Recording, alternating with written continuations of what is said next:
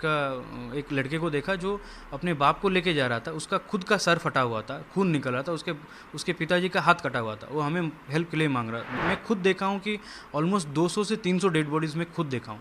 Dead bodies ऐसे हालत में थे कि 40-50 मीटर दूर ट्रैक से गिरे थे, फटाक से, मतलब इम्पैक्ट इतना तेज़ था कि वो दूर जाके गिरे थे। इस केस में जो अभी का जो डेथ टोल आ रहा है 250-300 के बीच में बोला जा रहा है सरकार की तरफ से, ये आई एम सॉरी लेकिन ये बढ़ने की इसकी गुंजाइश है। डेथ टोल बहुत ज़्यादा जाएगी। सरकार एटलीस्ट इतना तो करना चाहिए कि ये जो 300-400 लोग मरे हैं, इनके जान के खातिर ढूंढना चाहिए कि एक्चुअल में रीज़न क्या है। कल का जो इंसिडेंट हुआ, ट्रेन इंसिडेंट हुआ, उसमें मैं हावड़ा से कोलकाता से ट्रैवल कर रहा था कटक को, जहाँ पे मेरा घर है। कोलकाता में मैं अपने पीएचडी रिलेटेड काम के लिए ही गया था, सैंपल कलेक्शन के लिए। मेरा फील्ड है सुंदरबन फॉरेस्ट रिजर्व। तो मैं वहाँ से जब लौट रहा था, हम 3:20 के अराउंड वहाँ से ट्रेन छूटा, कोरोमंडल एक्सप्रेस। मैं कोरोमंडल एक्सप्रेस के बिल्कुल जो पीछे जो कोच है, मैं वहाँ पे था, इसलिए हमें ज़्यादा कुछ फेस नहीं करना पड़ा। और कोरोमंडल एक्सप्रेस अराउंड 6:35 के आसपास एक बहुत ज़ोर का आवाज़ आया, तो हमें लगा कि कुछ इंसिडेंट हुआ है, कुछ एक्सीडेंट हुआ है, हमें लगा।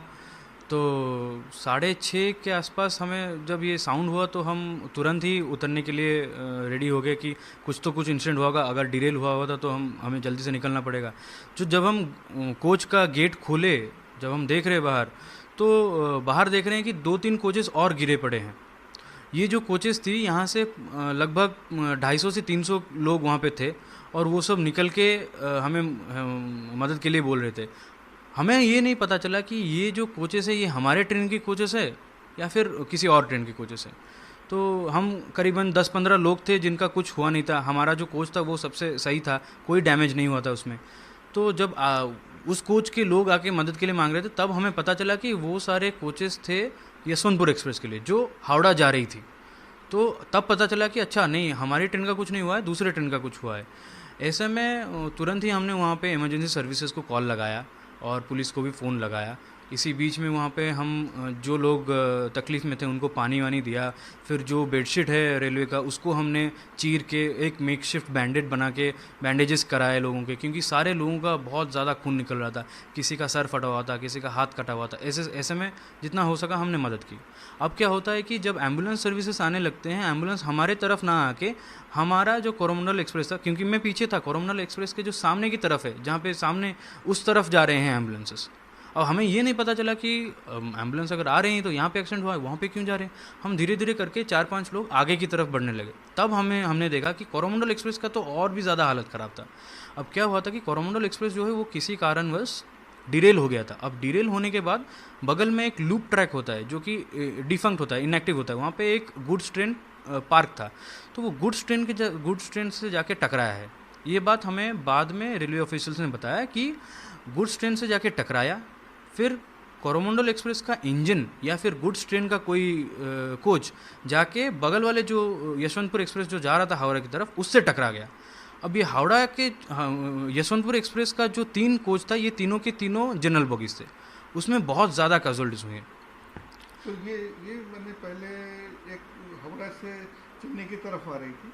हाँ, दूसरा जो है यशवंतपुर वाला, वो यशवंतपुर से कलकत्ता सेम टाइम में क्रॉस कर रही थी। सेम टाइम पे क्रॉस करे थे उस एरिया में। तो बाकी बोगी क्रॉस कर गया था, लास्ट बाकी बोगी क्रॉस कर गया था, आगे चला गया था, करीबन 600 मीटर से 800 मीटर आगे है बाकी के इंजन के सारे बॉगीज़। ये 3 बॉगीज़ ही गिर गई थी पलट के। अब क्या होता है कि जब हम कोरोमंडल एक्सप्रेस के सामने की तरफ जाते हैं, हम देखते हैं कि उसका जो इंजन है वो करीबन 3-4 महले के ऊपर हाइट पे चला गया है। उसके नीचे सारे ये गुड्स ट्रेन का बॉगी है और कुछ जनरल बॉगीज़ हैं, वो सब बिखरे हुए पड़े हैं, पलट गए हैं सारे के सारे।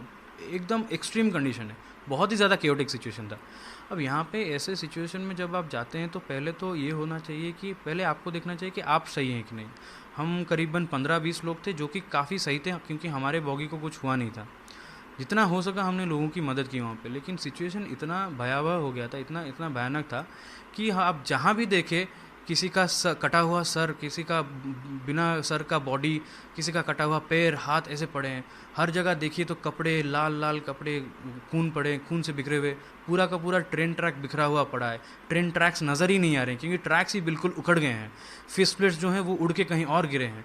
जो कोचेस हैं वो पूरा ओवरटर्न कर गए हैं। तो ये बहुत ही ज़्यादा भयानक सिचुएशन था।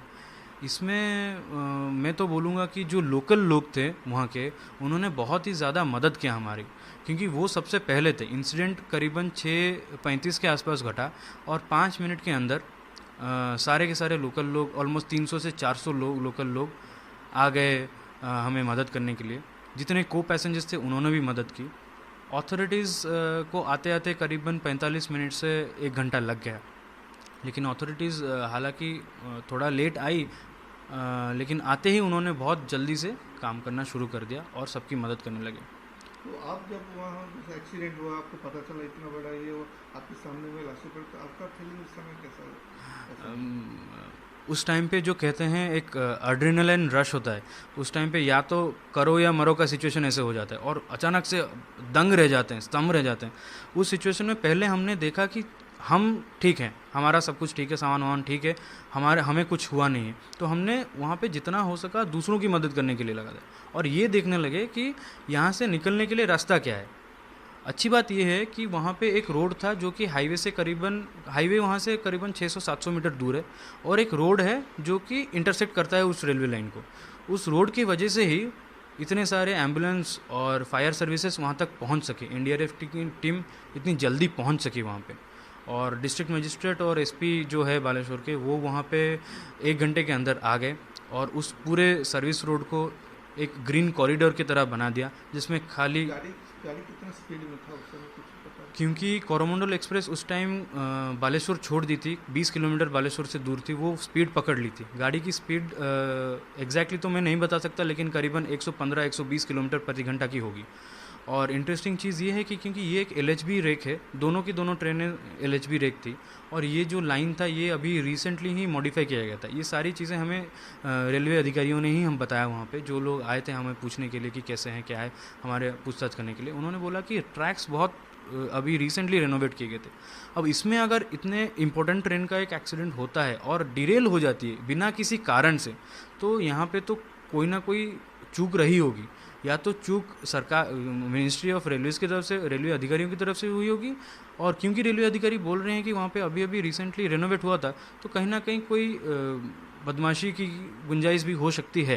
ये तो हम बता नहीं सकते जब तक इन्वेस्टिगेशन ख़त्म नहीं होती है, लेकिन अगर ऐसा कुछ होता है तो इसमें तो बहुत ही ज़्यादा कड़ी से कड़ी इसके बारे में जांच करनी चाहिए। तो वकील आप सेव हो गए, क्या कहेंगे बाकी पैसेंजर के बारे में जो बच गए हैं? देखिए, सबसे पहले तो ये है कि जब हम इतने सारे डेड बॉडीज़ देखे वहाँ पे, आप यकीन नहीं करेंगे कि छोटे छोटे बच्चे अपने माँ बाप को ढूंढ रहे हैं, पूरा का पूरा परिवार तहस नहस हो गया है। किसी का हाथ कट गया। हमने एक 15-16 वर्ष का एक लड़के को देखा जो अपने बाप को लेके जा रहा था, उसका खुद का सर फटा हुआ था, खून निकल रहा था, उसके पिताजी का हाथ कटा हुआ था। वो हमें हेल्प के लिए मदद के लिए पूछ रहा था। तो इस सिचुएशन में तो दया तो आती ही है। और मैं बता रहा हूँ, जब मैं पहले 1-2 घंटे में वहाँ पे जाके लोगों की मदद कर रहा था, मैं खुद देखा हूँ कि ऑलमोस्ट 200 से 300 डेड बॉडीज़ में खुद देखा हूँ। डेड बॉडीज़ ऐसे हालत में थे कि 40-50 मीटर दूर ट्रैक से गिरे थे, फटाक से, मतलब इम्पैक्ट इतना तेज़ था कि वो एक दूर जाके गिरे थे। इस केस में जो अभी का जो डेथ टोल आ रहा है 250-300 के बीच में बोला जा रहा है सरकार की तरफ से, ये आई एम सॉरी लेकिन ये बढ़ने की इसकी गुंजाइश है। डेथ टोल बहुत ज़्यादा जाएगी। तो ऐसे में तो मैं जितने फैमिली मेम्बर्स हैं, जिनके फैमिली मेम्बर्स का डेथ हुआ है या फिर इंजर्ड हुए हैं, उन सबको मेरी तरफ से कॉन्डोलेंसेस है। और ऐसे में सरकार एटलीस्ट इतना तो करना चाहिए कि ये जो 300-400 लोग मरे हैं, इनके जान के खातिर ढूंढना चाहिए कि एक्चुअल में रीज़न क्या है और जिसकी गलती है। लेकिन इतने लोग ज़्यादा जो लोग मरे हैं, इसका कारण क्या है? जो जनरल बोगी था सब, जो सामने की तरफ जितने थे वो सारे जनरल और स्लीपर बॉगीज थे। अब इम्पैक्ट इतना तेज़ हुआ था, हालांकि हम इतने पीछे थे और हमें ज़्यादा साउंड पता नहीं चला, लेकिन सामने के जो जनरल बॉगीज़ थे उनमें लोग तो यूजुअली ओवर क्राउडेड होते हैं। और इंटरेस्टिंग चीज़ ये है कि ये जो कोरोमंडल एक्सप्रेस है ये यूजुअली बालेश्वर की तरफ जो वर्किंग लोग होते हैं वो शाम का ट्रेन ये वाला ले लेते हैं, जनरल बॉगीज़ में चढ़ जाते हैं, ताकि उनका घर भद्रक होता है, कटक होता है, भुवनेश्वर, वहाँ तक वो जनरल बॉगीज़ में आ जाते हैं। ये इसलिए बहुत ज़्यादा क्राउडेड होता है जनरल और स्लीपर बॉगीज़। तो काफ़ी सारे ऑफिस गोइंग लोग भी इसमें शामिल होंगे अगर हम देखें इसके डेथ टोल में देखा जाए तो।